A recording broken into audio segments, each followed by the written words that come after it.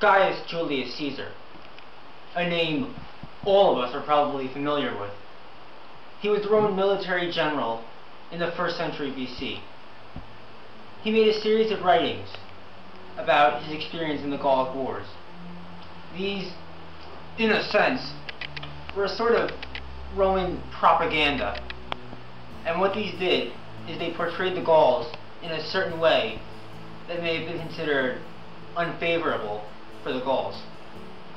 Today, we're going to look at Caesar's propaganda and look at it in 3 aspects. 1, how it portrays the Gauls as a menace. 2, how accurate the portrayal of the Gauls as a menace is. And 3, Caesar's political motivations for presenting them the way he does.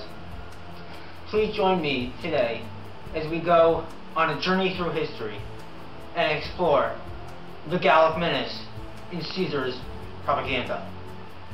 The Gauls were a nation located in and around modern-day France, whom the Romans were constantly fighting against.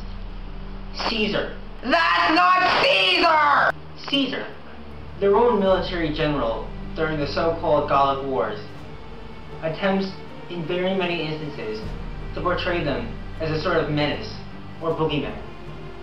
He sees and portrays their warlike tendencies as a sort of innate natural nuisance, something that the country was just made with, but that can't be helped. Even among themselves, he describes, every canton, subdivision of a canton, and even every family is divided into rival factions. The government, he claims, are very far from stable, with many corrupt or menacing leaders holding positions of power and authority in the nation. For instance, he describes Ergetorix's failed attempt to take over all of Gaul in the first few chapters of his writings.